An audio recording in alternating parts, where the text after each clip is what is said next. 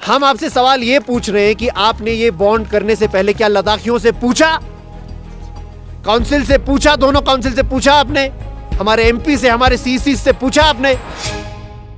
Hello friends, welcome to yet another episode of सफरनामा with Malla. दोस्तों, आज हम बात करेंगे लद्दाख में यूटी बनने के बाद के एक बहुत बड़े कॉन्फ्लिक्ट के बारे में, ब्यूरोक्रेसी वर्सेस डेमोक्रेसी।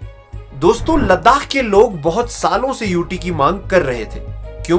क्योंकि जम्मू कश्मीर के तीनों रीजन्स, जम्मू, कश्मीर और लद्दाख में से लद्दाख को सबसे कम प्रायोरिटी मिलता था। हम लद्दाखी लोगों की महत्वाकांक्षाएं, एस्पिरेशंस और इच्छाओं के हिसाब से ज्यादा कुछ खास चल नहीं पाता था, तो हमने यूटी की मांग की, यूटी विद लेजिस्लेचर की।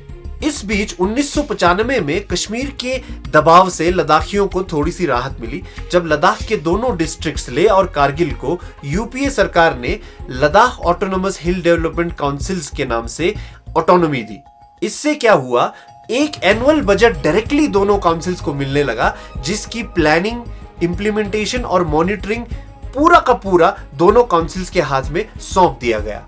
दोनों काउंसिल्स में 26 इलेक्टेड और 4 नॉमिनेटेड काउंसिलर्स हैं और डिस्ट्रिक्ट लेवल पे एक स्टेट लेवल असेंबली की तरह, विधानसभा की तरह का एक लेजिस्लेटिव बॉडी बन गया। डिस्ट्रिक्ट के highest government official deputy commissioner को CEO, chief executive officer of the council बनाया गया और गवर्नमेंट डिपार्टमेंट्स को इन 26 काउंसिलर्स में से चुने हुए 5 एग्जीक्यूटिव काउंसिलर्स को कैबिनेट मिनिस्टर्स की तरह सौंप दिया गया। तो सिंपल है, समझ में आ गया, लेह और कारगिल के चुने हुए लोग अपने डिस्ट्रिक्ट्स को चला रहे थे। फिर लद्दाख और जम्मू कश्मीर को 2 अलग अलग यूटी में बांट दिए गए और लद्दाख में बना अपने स्टेट लेवल का एक एग्जीक्यूटिव सेटअप। याद है ना आपको, डेमोक्रेसी की 3 जरूरी पिलर्स, चौथा मीडिया है, लेकिन जो 3 पावर्स हैं, 3 शक्तियां संविधान के हिसाब से, लेजिस्लेचर, एग्जीक्यूटिव और जुडिशरी। इनमें से जुडिशरी का तो ऐसा है कि जो high court of Jammu and Kashmir था, उसी को high court of Jammu and Kashmir and Ladakh करके रख दिया गया, दोनों यूटीज के लिए बिना बांटे। उसके बाद दूसरा एग्जीक्यूटिव यानी कि ब्यूरोक्रेटिक सेटअप लद्दाख के लिए नए सिरे से बनाया गया। अभी के हिसाब से सेटअप कुछ इस तरह है। पहला ऑनरेबल लेफ्टिनेंट गवर्नर, दूसरा advisor to honourable lieutenant governor, फिर एक प्रिंसिपल सेक्रेटरी, फिर एक कमिश्नर स्लैश सेक्रेटरी, फिर एक सेक्रेटरी स्लैश डिविजनल कमिश्नर, फिर 4 सेक्रेटरीज, 2 एडिशनल सेक्रेटरीज और अलग अलग डिपार्टमेंट्स के अपने डायरेक्टर्स। तो ये बन गया स्टेट लेवल का एग्जीक्यूटिव पिलर। तो तीसरा पिलर जुडिशरी वहीं जम्मू एंड कश्मीर के साथ रखा गया, दूसरा एग्जीक्यूटिव वो लद्दाख में नए सिरे से बनाया गया, और पहला और सबसे जरूरी पिलर डेमोक्रेसी का लेजिस्लेचर वो लद्दाख में नहीं है।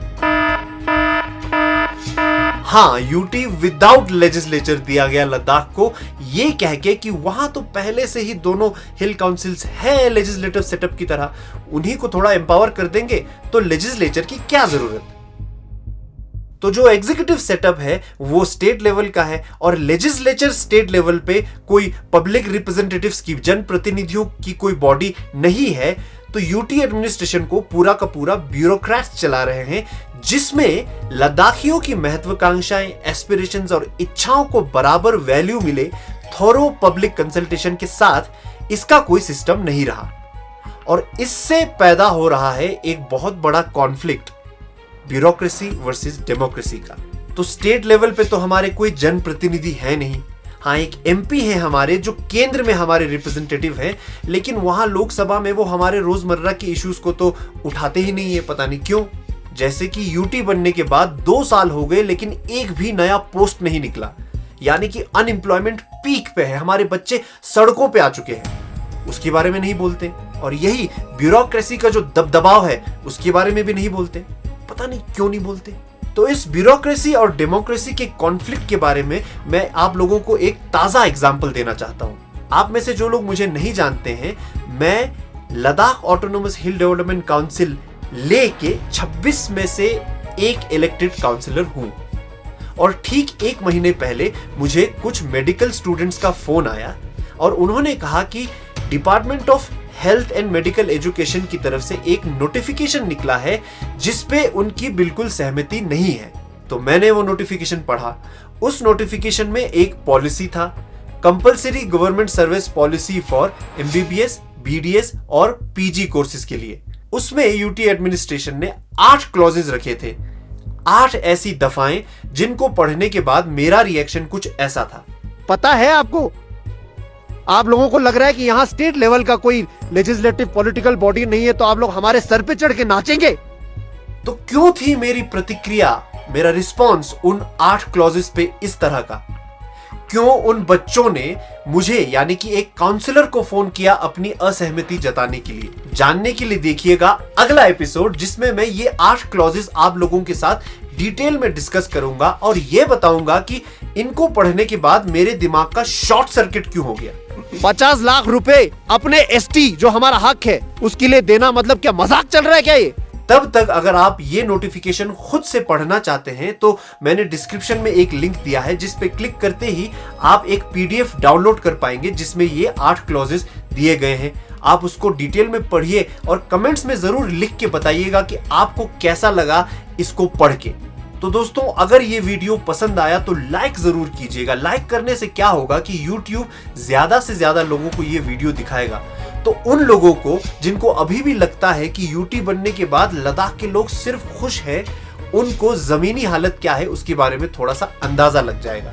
और अगर आप चाहते हैं कि मैं लद्दाख के बारे में इस तरह के वीडियोस बना के आप तक पहुंचाता रहूं और आपको नोटिफिकेशंस आते रहें, तो सब्सक्राइब करना मत भूलिएगा। वो जो लाल बटन है ना, उसको इतने जोर से दबाइएगा जितने जोर से हमें दिल्ली जाना पड़े, दिल्ली की सड़कों में बैठना पड़े, हम इस मुद्दे को छोड़ने वाले नहीं है। हमारे देश में हमारे साथ ही आप तानाशाही करेंगे, नहीं चलेगा। क्या हम भारत के हिस्सा है कि नहीं? मतलब यहाँ रिखासी ना मेल ले वोट साल पिन